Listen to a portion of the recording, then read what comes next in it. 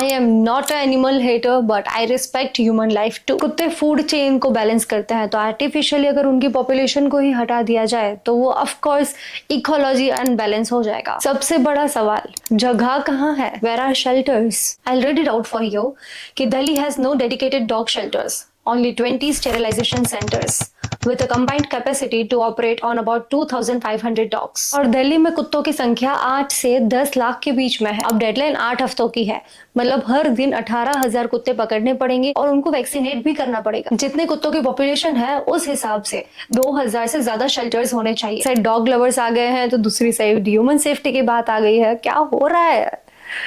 Welcome back to my channel. This is Nandini and we are discussing a really important topic today. Delhi में हर रोज 2,000 dog bytes होते हैं, लेकिन उसके सामने कितने कुत्ते वैक्सीनेटेड हैं?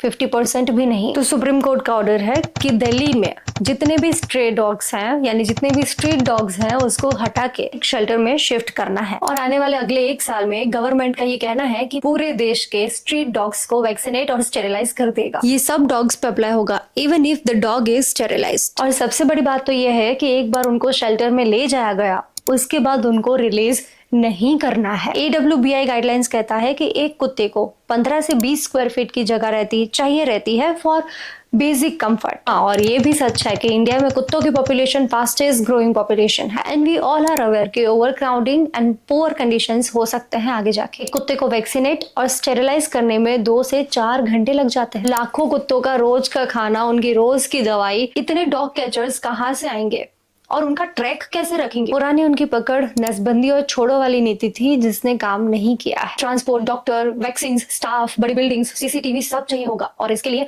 पैसे लगते हैं। और आप सब ये तो जानते ही हैं कि रेबीज का कोई क्योर नहीं है। इंडिया वर्ल्ड में पहले नंबर पे है रेबीज के केसेस में, फॉलोइंग चाइना। इसके सॉल्यूशन में ही सुप्रीम कोर्ट ने ऐसा कदम उठाया है। इसके फायदे क्या है? कुत्तों को वेल मैनेज कर पाएंगे, उनका ध्यान रख पाएंगे, उनको खाना प्रोवाइड कर पाएंगे, रास्ते पे भी न्यूसेंस कम होगा, ट्रैफिक में इशू कम आएगा, काटने के केसेस कम हो जाएंगे। ऑटोमेटिकली रेबीज का जो रेशियो है वो गिरेगा। एथिकल कंसर्न्स भी इसमें बीच में आ रहे हैं। एनिमल राइट्स एक्टिविस्ट कह रहे हैं कि अगर कुत्तों को परमानेंट अगर आप शेल्टर में रखते हो तो उन्हें स्ट्रेस होगा, डिप्रेशन होगा, सोशल फ्रीडम खत्म हो जाएगा। चलो ठीक है, माना, लेकिन इंडिया में वैक्सीनेशन का स्टॉक का क्या हाल है? 2 वैक्सीनेशन ARV और RIG सबसे ज्यादा रोल प्ले करते हैं इसमें, ह्यूमंस एंड डॉग्स के लिए। ARV का कितना स्टॉक है? गवर्नमेंट हॉस्पिटल्स में काफी अवेलेबल है, लेकिन कुछ सिटीज में जैसे कि मुंबई है, दिल्ली है, चेन्नई है, इनमें रिसेंटली ARV शॉर्टेज के केसेस दर्ज हुए हैं। RIG की सबसे ज्यादा शॉर्टेज है। 95% डिस्ट्रिक्ट हॉस्पिटल में ARV इजीली मिल जाता है। इंडिया में 21 से 23 मिलियन ARV वैक्सीनेशन है, जो अर्बन एरिया के लिए तो काफी है, लेकिन रूरल एरिया के लिए अभी भी शॉर्टेज है। 80 to 90% प्राइमरी फैसिलिटी केयर में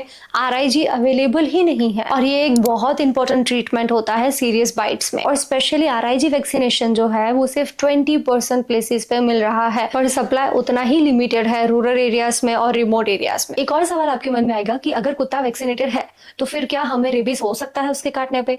जवाब है नहीं। 99% नहीं होगा, लेकिन 2 केसेस ऐसे हैं, 2 चांस ऐसे हैं जिसमें आपको रेबीज हो सकता है। पहला, वैक्सीन फेलियर। अगर कुत्ते का खुद का इम्यून सिस्टम वीक है, कुत्ता माल नरिश्ड है, तो हो सकता है कि उसकी बॉडी एंटी रेबीज डेवलपमेंट ना कर पाए। थियोरेटिकली उसमें इन्फेक्शन स्प्रेड होता रहता है। दूसरा, इंक्यूबेशन पीरियड। इंक्यूबेशन पीरियड में क्या होता है, अगर कुत्ते को वैक्सीन दिया है लेकिन उससे पहले ही वो रेबीज के इन्फेक्शन से एक्सपोज हो चुका है, तो वो ग्रेजुअली देयर आर चांसेस कि वो रेबीज का इन्फेक्शन खुद के अंदर डेवलप कर सकता है। यूजुअली 3 to 8 वीक्स में होता है और ऑल्सो 6 मंथ्स भी ले सकता है। फिर लैब ग्रोन एंटीबॉडीज भी हैं, जैसे कि रेबिशील्ड, जो प्राइवेट हॉस्पिटल्स में यूज हो रही है, और BMC भी यूज करता है, जो कि सेफर और स्केलेबल है, पर ये अभी नेशनल गाइडलाइंस में इंक्लूड नहीं किया गया है। डॉग लवर्स को भी ये समझना बहुत जरूरी है कि अगर एक बार रेबीज हो गया, अगर एक बार रेबीज के सिम्टम्स दिख गए, तो the final destination is death. Sterilize and vaccinate every dog as per law. सबसे पहले तो ये कर देना चाहिए कि इलीगल तरीके से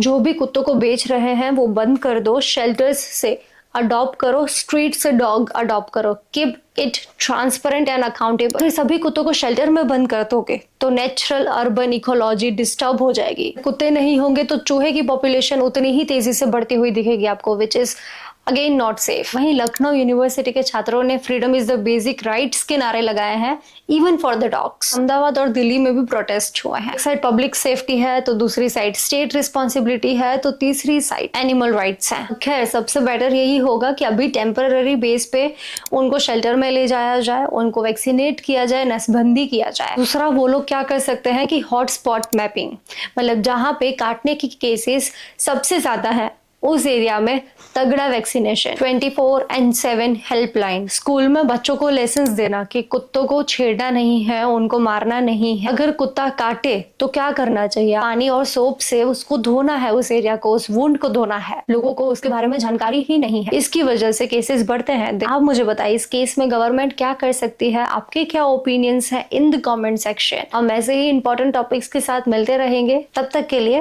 बाय।